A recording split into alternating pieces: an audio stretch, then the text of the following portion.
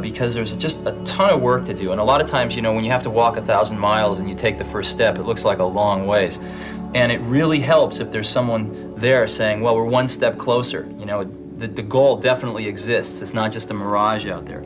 So in 1,001 little and sometimes larger ways, the vision needs to be reiterated. I do that a lot. Boy, I've forgotten how much work it actually is to start a company. It's a lot of work. And you've got to do everything. You've got to come up with a name. You've got to come up with a logo. I mean, in addition to designing the product, you've got to figure out what to design. You've got to figure out how you're going to get it to the marketplace. You've got to do a part number system. You've got to go get bank accounts. You've got to set up charts, general ledgers, get a management information system, get a little kitchen set up, get a coffee maker, all this stuff. Well, my first saying is that the honeymoon is over. All of those wonderful things that we got for just being are now sort of just old news. We are like every other startup. We've been a company now for 6 months. And yes, you could say that, well, we had a lawsuit for 4 of those months and we had this and that. But the bottom line is the world doesn't really care. What the world cares about is what we produce. We've been a startup for 6 months. We've been spending money like we've been a startup for 6 months. And in some areas, we've really produced a lot. We've got a lot to show for 6 months in some areas. In other areas, we don't have a lot to show for 6 months. So I hope that throughout this retreat, we tend to make sure that our feet are on the ground and we realize that we're going to be judged like every other startup from here on out, and that is by what our product is and how timely we bring it to market.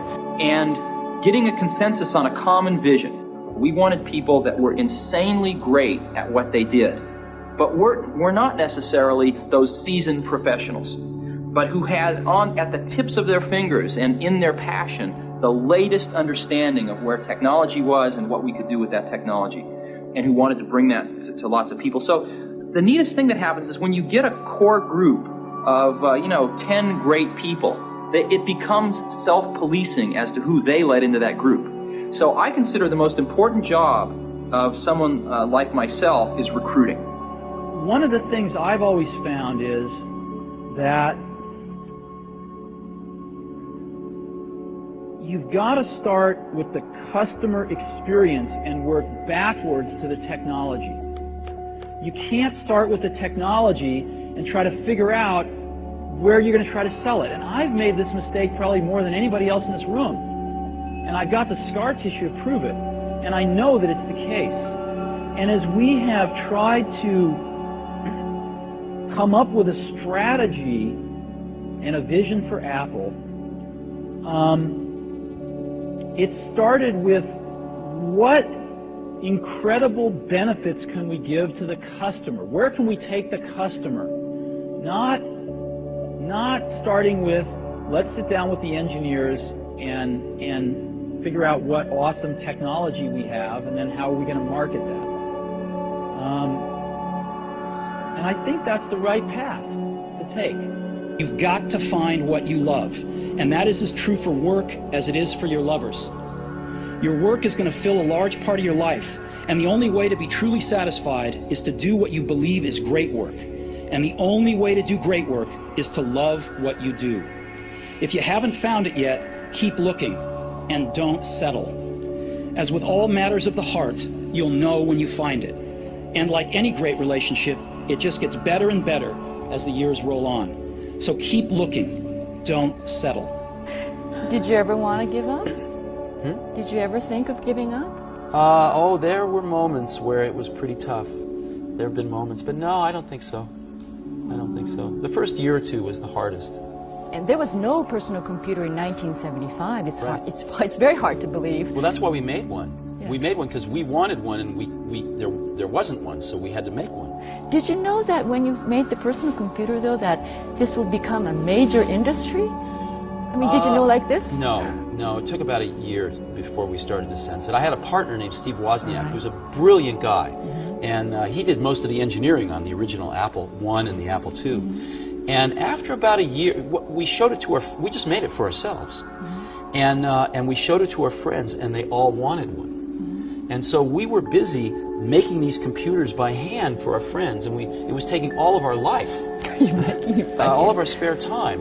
And so we decided we better manufacture 100 of these to get, so that we can not have to spend the rest of our lives making them for our friends. And that's how we got into this. We didn't think about starting a company. We were just doing it for ourselves, and then our friends, and then the circle got bigger and bigger and bigger. Now there's 25 million people. So you were having fun. Oh yeah, we've always had fun doing this. So many young people are aspiring to become, startup venture, venture companies and Right. emulate something like Apple for themselves. And sometimes people come to me and say, I want to start a company. And I say, why? They say, oh, I want to make lots of money. I say, forget it. That's not a good enough reason. Most people that have started companies because they want to make lots of money, I haven't seen very many of those succeed. The ones that succeed are people that come, sometimes they don't even want to start a company, they just have an idea that they want to get out, expressed out into the world. And oftentimes they have to start a company because nobody else will listen to them. It's a company of 10,000 people. How do you permeate the message throughout all the employees? What do you say to them? Well, you permeate it by example, ultimately. And in other words, when something's not quite good enough, do you stop and make it better, or do you just ship it? And everybody watches to see how the senior management makes those decisions. And what we've tried to do is stop and make it great before we ship it. When we have problems, stop and fix them. And by example, you can say anything you want, but everybody watches very carefully when you're in a difficult situation, what decisions you make, what values you have. They would like to know how you do it, and it's probably it's probably not easy to do. Yeah, we try to hire really smart people, but we have a very simple organization, and we try to focus and do very few things well. And focusing's hard because focusing doesn't mean saying yes, it means saying no. So we decide not to do a lot of things so we can focus on a few handfuls of things and do them well. And I think everybody working at a company wants to do something great. They want to be excited about what they're working on, and they want to be recognized for it if they do a really great job. So we just try to allow people to do the best work of their lives at Apple and get it out to 25 million customers that we have. And that's very exciting. And when you're working on something, and if this works out, up to 25 million people are going to use this. It's very motivating.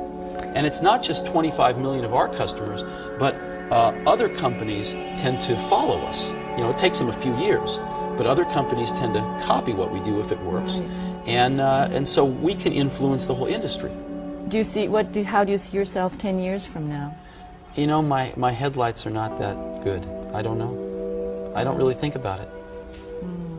I think about a year, 2, 3 down the road. We have some projects at Apple that are sort of maybe 4 years down the road, 5 years, probably like 3 or 4 at the most, because things change too much. You can be going down a path, you say, well, in 5 years I want to be here, but then something new happens, and you just say, forget that, I want to be over there. So most of this 5-year planning that I've seen in my life, some of it's essential, but most of it changes too quickly. So we tend to look 3-4 years. It's about as far ahead as we can see. So you can kick yourself in the butt, but I guess now's the time to change. And one of the things that I don't see is, I don't see it myself, I don't see it in enough of the rest of us, is I don't see that startup hustle.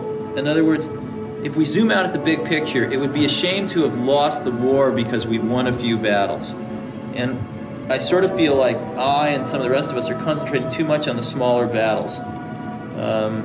We have to and we're not keeping the war in perspective. And the war is called survival. The war is called not run out of money until we get our product on the market. Some insights and some fundamentally different experiences which I thought might be very beneficial to their lives because of this germ of an idea a few years ago. And that's an incredible feeling. To know that you had something to do with it, A, and B, to know it can be done. To know that you can plant something in the world and it'll grow and change the world ever so slightly. Whether Next can be a viable business is something only time will tell. But Steve Jobs' passionate commitment to his vision is clear. And his certainty that it can be achieved and is worth achieving is a conviction to be observed in all successful entrepreneurs.